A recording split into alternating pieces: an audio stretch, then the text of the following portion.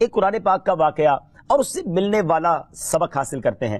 آج ایک بڑا ہی عجیب و غریب بھی اور دردناک واقعہ بھی ہے۔ نبی پاک علیہ الصلوۃ والسلام سے ہم سب کو بے انتہا محبت ہے اور یہ ایمان کی جان ہے۔ نبی پاک سے محبت نہیں تو ایمان بھی کمپلیٹ نہیں ہوتا، اور جب نبی پاک علیہ الصلوۃ والسلام کو تکلیف پہنچے یا نبی پاک علیہ الصلوۃ والسلام کو کسی طرح کی کوئی ایذا پہنچے تو یقیناً جب امتی اس کو پڑھتا ہے، سنتا ہے تو دل پر بھی تکلیف ہوتی ہے۔ ایک ایسا ہی واقعہ جس میں ہمارے آقا علیہ الصلوۃ والسلام کو تکلیف پہنچائی گئی، نبی پاک علیہ الصلوۃ والسلام پر جادو کیا گیا۔ ناظرین، آج یہ واقعہ ہم سنیں گے اور یہ قرآنی واقعہ ہے اور اس کے ذریعے بہت ساری باتیں بھی سنیں گے۔ جادو کے بارے میں بڑے مسکنسیپشن ہیں لوگوں کے ذہنوں میں، اور سمجھتے ہیں کہ جادو کا توڑ کرنے کے لیے بڑے عجیب و غریب عمل کرنے پڑیں گے، بڑے گناہوں والے کام کرنے پڑیں گے، اللہ کی ناراضگی والے کام بھی لوگ کرنے کے لیے تیار ہو جاتے ہیں، حرام اور ناجائز کام کرنے کے لیے تیار ہو جاتے ہیں اور سمجھتے ہیں کہ اس سے جادو سے بچا جا سکے گا۔ البتہ جادو کروانے کے لیے بھی لوگ بڑے ہی ناجائز اور حرام کام کرتے ہیں جو کہ جہنم میں لے جانے والے کام ہوتے ہیں۔ اللہ مجھے اور آپ کو ہمیشہ جادو ٹونے آسیب سے محفوظ رکھے، ہر قسم کی بلاؤں سے محفوظ رکھے، اور آج قرآن کے ذریعے سمجھیں گے کہ جادو کا علاج کیا ہے، جادو ہو جائے تو بچا کیسے جا سکتا ہے، اور نبی پاک علیہ الصلوۃ والسلام پر جب جادو ہوا تھا، جادو کرنے کی کوشش کی گئی تھی، اس کا نتیجہ کیا نکلا۔ ناظرین، توجہ کے ساتھ آپ نے سلسلے میں شامل رہنا ہے۔ روایت یہ ہے کہ لبید بن عاصم یہودی اور اس کی بیٹیوں نے نبی پاک علیہ الصلوۃ والسلام پر جادو کر دیا، جس کا اثر پیارے آقا علیہ الصلوۃ والسلام کے جسم پر نمودار ہوا۔ طبیعت شریف جو ہے وہ کچھ ناساز ہونے لگی، آپ کے قلب، آپ کی عقل مبارک اور آپ کے اعتقادات پر کوئی اثر نہ ہوا، صحت مبارک پر تھوڑا سا اثر ہوا۔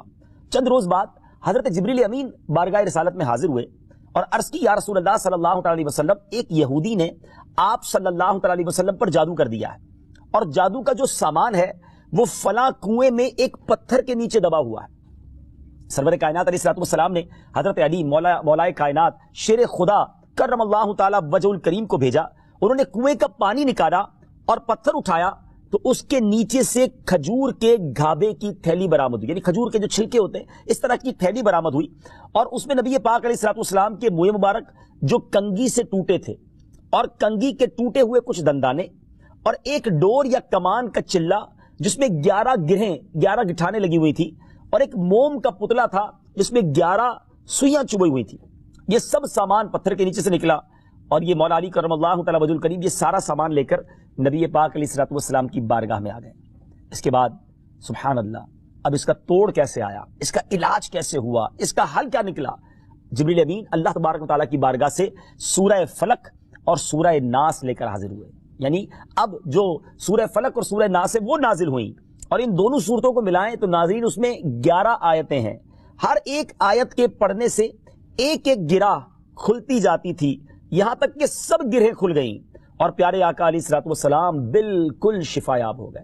سبحان اللہ، سبحان اللہ۔ ناظرین، اب اس واقعے سے بہت ساری باتیں میں نے اور آپ نے سیکھنی ہیں۔ پہلی بات یہ ہے کہ یہ بخاری شریف میں ہے کہ پیارے آقا علیہ الصلوۃ والسلام جب بستر شریف پر تشریف لاتے تو اپنے دونوں ہاتھوں پر دم کرتے اور اپنے سر سے پاؤں تک پورے جسم پر اپنے ہاتھوں کو پھیرایا کرتے، جہاں تک دست مبارک پہنچ سکتے یہ عمل 3 مرتبہ فرماتے، یعنی نبی پاک علیہ الصلوۃ والسلام ان دونوں صورتوں کا اپنے اوپر بھی دم کیا کرتے، اور ایک اور جگہ پر بھی یہ ہے، حدیث عائشہ رضی اللہ تعالی عنہا میں ہے کہ جب نبی پاک علیہ الصلوۃ والسلام کے گھر والوں میں سے کوئی بیمار ہوتا تو آپ علیہ الصلوۃ والسلام ان دونوں صورتوں کو پڑھ کر اس پر دم فرمایا کرتے تھے۔ تو یہ نبی پاک کے معمول میں تھا۔ تو آج اگر ہم میں بھی کوئی بیمار ہو جائے، فیملی میں کوئی بیمار ہو جائے، اپنے آپ کو ان آفتوں سے بچانا چاہتے ہیں تو اول آخر 3 بار درود پاک پڑھیں، سورہ فلق اور سورہ ناس کی تلاوت کریں، اپنے ہاتھوں پر دم کر کے اپنے جسم پر پھیر لیں، کسی مریض پر دم کر دیں، انشاءاللہ اس کی برکت ملے گی۔ یہاں ایک اور مسئلہ بھی سیکھنے کو ملے گا کہ تعویذات اور عملیات میں جس میں کوئی لفظ کفر و شرک کا نہ ہو وہ جائز ہے۔ اسی طرح گنڈے بنانا اور ان پر گرہیں لگا کر آیات قرآن اور اسماء الہیہ پڑھ کر پھونک مارنا بھی جائز ہے، یعنی تعویذات اگر شرک سے پاک ہیں، اگر کفریہ کلمات سے پاک ہیں تو وہ کرنے میں کوئی حرج نہیں، وظائف کرنے میں کوئی حرج نہیں، یہ قرآن و حدیث سے ثابت ہے اور آپ نے یہ سنا۔ ناظرین، سیکھنے کو کیا مل رہا ہے؟ خلاصہ یہ ہوا کہ سورہ فلق یعنی قل اعوذ برب الفلق اور قل اعوذ برب الناس، یہ دونوں صورتیں جن اور شیاطین، نظر بد اور آسیب اور تمام امراض خصوصاً جادو ٹونے کا مجرب علاج ہیں۔ ان کو لکھ کر تعویذ بنائیں، گلے میں پہنائیں اور ان کو بار بار پڑھ کر مریض پر دم کریں اور کھانے اور پانی اور دواؤں پر پڑھ کر پھونک دیں اور پھر مریض کو کھانا وغیرہ کھلائیں، انشاءاللہ عز و جل ہر مرض اور بالخصوص جادو ٹونا دفع ہو جائے گا۔ مریض شفا یاب ہو جائے گا۔ اسی طرح قرآن مجید کی دوسری تمام صورتوں کے خصوصی خواص ہیں جن کو بہت خوبصورت کتاب جنتی زیور ہے اس میں بھی آپ پڑھ سکتے ہیں ناظرین۔ اسی طرح ہمیں چاہیے کہ قرآن پاک کی تلاوت کرتے رہیں، قرآن پاک کی ہر حرف میں شفا ہے، برکتیں ہیں، اور آج خاص طور پہ ہمارے ناظرین کو گویا وظیفہ، قرآنی وظیفہ مل رہا ہے۔ بہت سارے ناظرین یہ گزارش کرتے ہیں کہ ہمیں کوئی وظیفہ بتایا جائے، تو دیکھیں آج تو قرآن کے ذریعے، اور وہ وظیفہ جو نبی پاک کو رب کی طرف سے عطا ہوا، پیارے آقا علیہ الصلوۃ والسلام کو بھی شفا نصیب ہوئی، تو ہمیں ضرور اس کو اپنانا چاہیے۔ ناظرین، اس سے پہلے کہ میں مزید اس معاملے میں آگے بڑھوں، میں چاہتا ہوں کہ دونوں صورتوں کی تلاوت اور اس کا ترجمہ پہلے سن لیتے ہیں، اور پھر مزید اس بارے میں بات کرتے ہیں کہ اس حیرت انگیز واقعے سے مجھے اور آپ کو مزید کیا سیکھنے کو ملتا ہے۔ پہلے سورہ فلق کی تلاوت ہوگی، سورہ ناس کی تلاوت ہوگی۔ میں یہاں ایک اور بات بھی کہنا چاہوں گا، کچھ لوگ یہ کہتے ہیں جناب ہم وظیفہ کرتے ہیں اثر نہیں ہوتا، برکت نہیں ملتی۔ پہلے یہ چیک کر لیں کہ آپ کے مخارج ٹھیک ہیں، آپ تلاوت صحیح مخارج کے ساتھ کرتے ہیں۔ تو اب جو تلاوت آپ سنیں گے نا، تو اس میں یہ بھی چیک کر لیں کہ آپ کیا اسی طرح کے تلفظ کے ساتھ پڑھتے ہیں، اور اگر مسٹیک کر رہے ہیں تو قرآن پاک صحیح طریقے سے پڑھیے، پھر دیکھیے اس کی کیسی برکتیں ملتی ہیں۔ آئیے سورہ فلق اور سورہ ناس کی تلاوت اور اس کا ترجمہ۔ قل اعوذ برب الفلق من شر ما خلق ومن شر غاسق اذا وقب ومن شر النفاثات في العقد ومن شر حاسد اذا حسد۔ تم فرماؤ میں اس کی پناہ لیتا ہوں جو صبح کا پیدا کرنے والا ہے، اس کی سب مخلوق کے شر سے، اور اندھیری ڈالنے والے کے شر سے جب وہ ڈوبے، اور ان عورتوں کے شر سے جو گروہ میں پھونکتی ہیں، اور حسد والے کے شر سے جب وہ مجھ سے جلے۔ قل اعوذ برب الناس ملک الناس الہ الناس من شر الوسواس الخناس الذي يوسوس في صدور الناس من الجنة والناس۔ تم کہو میں اس کی پناہ میں آیا جو سب لوگوں کا رب، سب لوگوں کا بادشاہ، سب لوگوں کا خدا، اس کے شر سے جو دل میں برے خطرے ڈالے اور دبک رہے، وہ جو لوگوں کے دلوں میں وسوسے ڈالتے ہیں، جن اور آدمی۔ ناظرین، سورہ فلق اور سورہ ناس کے بے شمار فضائل و برکات ہیں۔ ایک اور حدیث پاک سنیے، حضرت عبداللہ بن خبیب رضی اللہ تعالیٰ عنہ فرماتے ہیں کہ ہم پر ہلکی بارش ہوئی اور اس وقت اندھیرا چھایا ہوا تھا، اور ہم پیارے آقا علیہ الصلوۃ والسلام کا انتظار کر رہے تھے کہ وہ آ کر ہمیں نماز پڑھائیں۔ پھر نبی پاک علیہ الصلوۃ والسلام ہمیں نماز پڑھانے کے لیے تشریف لائے اور ارشاد فرمایا پڑھو۔ میں نے عرض کی کیا پڑھوں؟ ارشاد فرمایا صبح و شام 3 بار قل هو اللہ احد، قل اعوذ برب الفلق اور قل اعوذ برب الناس پڑھو، ان کی تلاوت کرنا تمہیں ہر بری چیز سے بچائے گا۔ چلیں ایک اور وظیفہ مل گیا، سورہ اخلاص کو بھی شامل کر لیں، تو صبح و شام پڑھیں تو انشاءاللہ بری آفتوں سے، مصیبتوں سے، جادو ٹونے سے، آسیب سے، ان طرح کی بلاؤں سے انشاءاللہ محفوظ رہیں گے۔ ناظرین، یہاں کچھ مسائل بھی سیکھ لیتے ہیں۔ حضرت اسماء بنت امیس رضی اللہ تعالیٰ عنہ نے عرض کی یا رسول اللہ صلی اللہ تعالیٰ علیہ وسلم، جعفر کے بچوں کو جلد نظر ہوتی ہے، کیا مجھے اجازت ہے کہ ان کے لیے عمل کروں؟ نبی پاک علیہ الصلوۃ والسلام نے اجازت عطا فرمائی۔ تو سیکھنے کو یہ ملا کہ تعویذ اور عملیات جن میں کفر و شرک نہ ہو، کوئی کلمہ ناجائز نہ ہو، تو اس میں جو ہے وہ تعویذ کرنا، عمل کرنا جائز ہے، اور خاص کر وہ عمل جو آیات قرآنیہ سے کیے جائیں یا احادیث میں وارد ہوئے ہوں۔ اسی طرح چند مسائل بھی سیکھنے کو ملے۔ یہ دونوں صورتیں جو ہیں ان کے شان نزول سے ہمیں معلومات کیا ملتی ہیں۔ نمبر 1، جادو اور اس کی تاثیر حق ہے۔ کچھ لوگ جادو کا انکار کر دیتے ہیں، یہ درست نہیں ہے۔ جادو اور اس کی تاثیر حق ہے، کیونکہ قرآن میں اس کا ذکر ہے، اور نبی پاک علیہ الصلوۃ والسلام پر بھی آپ کی صحت مبارک پر اس کا اثر ہوا۔ نمبر 2، نبی کے جسم پر جادو کا اثر ہو سکتا ہے، جیسے تلوار، تیر اور نیزے کا بھی اثر ہوتا ہے۔ یہ شان نبوت کے خلاف نہیں ہے۔ ہاں، ایسا اثر نہیں ہو سکتا کہ جس سے نبوت کے متعلقہ امور میں خلل آ جائے۔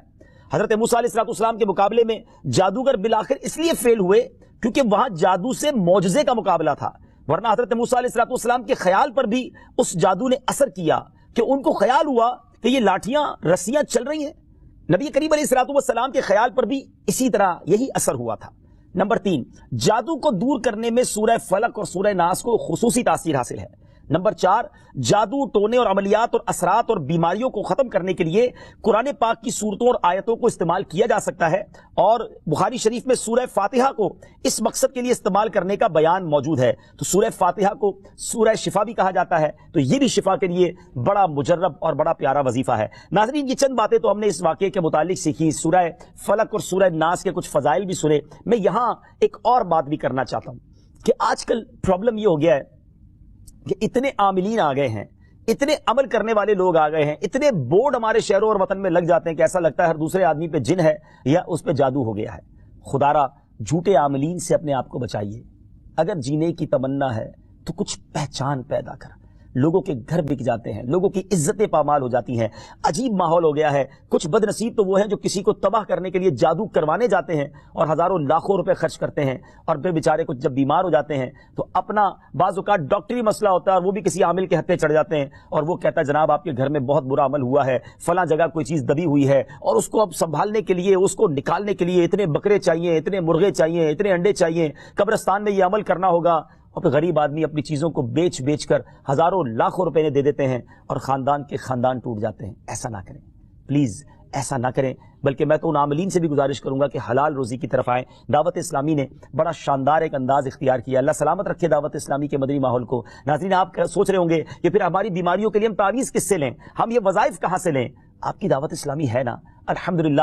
دعوت اسلامی کا ایک شعبہ ہے جس کا نام ہی مکتوبات و تعویذات عطاریہ ہے۔ اس میں آپ کو بغیر کسی فیس کے، جی ہاں بغیر کسی فیس کے، لاکھوں لاکھ تعویذ ہر مہینے ناظرین یہاں سے دیے جاتے ہیں، پوسٹ بھی کیے جاتے ہیں، کوریئر بھی کیے جاتے ہیں، اس کی بھی کوئی فیس نہیں لی جاتی۔ تو یہ تعویذات آپ دعوت اسلامی کے مرکز سے رابطہ کر کے لے لیجئے۔ آن لائن تعویذات کی سروس بھی موجود ہے۔ حالانکہ دعوت اسلامی کا اس ڈپارٹمنٹ پر لاکھوں کروڑوں روپے خرچ ہو رہا ہے، مگر اس لیے اس کو فری رکھا ہے تاکہ امت کے لیے آسانی ہو، دکھیاری امت جو ہے ان کے مسائل حل ہو جائیں، نہ جانے کس کی دعا لگ جائے اور ہمارا بیڑا پار ہو جائے۔ ہاں، اس میں یہ ضرور میں کہوں گا کہ وہ لوگ جو یہ پروگرام دیکھ رہے ہیں اور ان کو لگتا ہے کہ میں اس شعبے کو سپورٹ کروں، دعوت اسلامی جس شعبے میں خرچ کر رہی ہے اور نہ جانے کتنے دکھیارے مسلمانوں کی دعائیں لے رہی ہے، تو اگر آپ دعوت اسلامی کے شعبہ تعویذات عطاریہ میں سپورٹ کرنا چاہتے ہیں، اپنا ڈونیشن دینا چاہتے ہیں، تو بھی ہم سے رابطہ کر لیجئے۔ لیکن پلیز ان جھوٹے عاملوں سے اپنے آپ کو بچائیے۔ اور مجھے جو ناظرین سن رہے ہیں، ہر بندے پر جادو نہیں ہوتا، ہر بندے پر جن نہیں آ جاتا، ہر بات میں وسوسہ نہ لایا کریں، وظائف پڑھ لیا کریں۔ صبح و شام یہ وظیفہ ہمیں نبی پاک نے دے دیا ہے، صبح گھر سے پڑھ کر نکلے، شام گھر پر آ کر سونے سے پہلے پڑھ لیں، آیت الکرسی سونے سے پہلے پڑھ لیں، اللہ نے چاہا خیر آپ کا مقدر رہے گی۔ اور مزید ضرورت ہو تو دعوت اسلامی کے اس شعبے سے رابطہ کر لیں۔ میں امید کرتا ہوں کہ آج کے اس واقعے سے ہمیں یہ سیکھنے کو ملا کہ قرآنی وظائف کی کیا اہمیت ہے، اور جائز وظائف کرنے میں، تعویذات کرنے میں کوئی حرج نہیں۔ آخری بات، نبی پاک علیہ الصلوۃ والسلام کو پتہ چل گیا، جبریل امین نے بتا دیا کہ جادو کس نے کیا، مگر نبی پاک علیہ الصلوۃ والسلام نے بدلہ نہیں لیا، سزا نہیں دی۔ اس لبید بن عاصم کو، اس کی جو بچیاں تھیں، جو بھی لوگ تھے جادو کرنے والے، سب کو معاف کر دیا۔ اللہ اکبر۔ انہیں پتہ چل جاتا تھا کہ کس نے ظلم کیا ہے، پھر بھی معاف فرماتے، اور ہم شک کی بنیاد پر بدلہ لے لیتے ہیں۔ کوئی عامل کہہ دیتا ہے تمہارے گھر میں سین نام کی کوئی عورت ہے، اس نے یہ کیا ہے، اب جتنے سین نام والے ہیں سب کے ساتھ بدگمانی شروع، جب سے سب سے لڑائی شروع، سب کے بارے میں برا سوچنا شروع۔ انسان ہی سے غلطی ہوتی ہے، معافی کرنے والا ذہن رکھیے۔ معاف کریں گے اللہ تعالیٰ آپ کو معاف کر دے گا، رحم کریں گے آپ پر رحم کیا جائے گا۔ اللہ مجھے اور آپ کو نبی پاک علیہ الصلوۃ والسلام کی اس مبارک سیرت سے سیکھنا نصیب فرمائے کہ اگر کسی سے غلطی ہو بھی گئی ہے، کسی نے ہمارا برا چاہا بھی ہے اور پتہ بھی چل گیا ہے، تو معاف کرنا اللہ کو بڑا پسند ہے۔ مشکل ضرور ہے، دل چاہتا ہے میں بھی بدلہ لوں، لیکن مزہ بھی تو یہی ہے نا کہ دل چاہ بھی رہا ہے، غلط بھی کیا ہے سامنے والے نے، اور میں بدلہ لے بھی سکتا ہوں، پھر بھی اللہ کی رضا کے لیے معاف کر دیں، اور اس نیت سے معاف کریں، میرے مالک میں تیرے بندے کو معاف کر رہا ہوں، تو مجھ گناہگار کو معاف فرما دے۔ اللہ کریم ضرور کرم فرمائے گا، اور یہی اسلام کی خوبصورتی ہے۔ اللہ مجھے اور آپ کو معافی اور درگزر کا ذہن نصیب فرمائے۔ ہمارے سلسلے پیغام قرآن میں ہم یہی کوشش کرتے ہیں کہ قرآن پاک سے کوئی میسج، کوئی پیغام آپ کی طرف بڑھایا جائے۔ تو آج الحمدللہ آپ کے لیے یہ پیغام تھا کہ قرآن پاک پڑھیے، اس پر عمل کیجئے، اس کو پڑھ کر اپنے اوپر دم بھی کیجئے، اور پھر کسی سے غلطی ہو جائے تو معاف بھی کیجئے۔ وقت ہوا ہے ایک اگلے سیگمنٹ کا، جس کا نام ہے تعارف قرآن۔ پیغام قرآن۔ ناظرین، وقت ہوا ہے ہمارے بہت ہی خوبصورت سیگمنٹ تعارف قرآن کا، اور آج تعارف قرآن میں ہم قرآن پاک کی انہی دو صورتوں کی بات کریں گے جس کا ذکر ہم نے اپنے سلسلہ پیغام قرآن میں کیا، یعنی سورہ فلق اور سورہ ناس۔ سب سے پہلے بات کرتے ہیں سورہ فلق کی۔ سورہ فلق مدینہ منورہ میں نازل ہوئی اور ایک قول یہ ہے کہ مکہ مکرمہ میں نازل ہوئی۔ پہلا قول زیادہ صحیح ہے کیونکہ اس کے شان نزول سے اسی کی تائید ہوتی ہے۔ رکوع اور آیات کی تعداد، اس صورت میں 1 رکوع اور 5 آیتیں ہیں۔ فلک نام رکھنے کی وجہ، فلک کے کئی معنی ہیں اور یہاں اس سے مراد صبح ہے، اور چونکہ اس صورت کی پہلی آیت میں لفظ موجود ہے اس مناسبت سے اسے سورہ فلک کہتے ہیں۔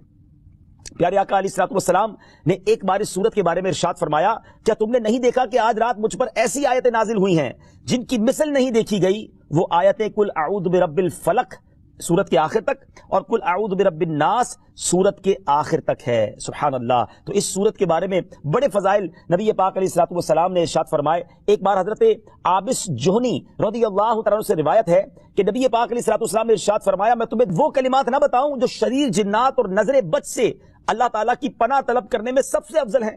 انہوں نے عرض کی، یا رسول اللہ صلی اللہ تعالیٰ علیہ وسلم کیوں نہیں، آپ ضرور بتائیے۔ ارشاد فرمایا وہ کلمات یہ دونوں صورتیں ہیں، قل اعوذ برب الفلق اور قل اعوذ برب الناس۔ سبحان اللہ سبحان اللہ۔ اب آئیے سورہ ناس کے بارے میں کچھ سن لیتے ہیں، اس کی فضیلت بھی جان لیتے ہیں۔ سورہ ناس جو ہے ناظرین، یہ قرآن پاک کی ترتیب کے لحاظ سے سب سے آخری سورت ہے۔ اس کا مقام نزول، سورہ ناس زیادہ صحیح قول کے مطابق مدنی ہے۔ اس سورت میں 1 رکوع اور 6 آیتیں ہیں۔ الناس نام رکھنے کی وجہ، عربی میں انسانوں کو الناس کہتے ہیں اور اس سورت کی پہلی آیت میں یہ لفظ موجود ہے، اس مناسبت سے اسے سورہ الناس کہتے ہیں یا اسے سورۃ الناس کہتے ہیں۔ سورۃ الناس کے مضامین، اس سورہ مبارکہ میں ان جنات اور انسانوں سے اللہ تعالیٰ کی پناہ مانگنے کی تعلیم دی گئی ہے جو لوگوں کے دلوں میں وسوسے ڈالتے ہیں۔ سورہ فلق کے ساتھ اس کی مناسبت کیا ہے؟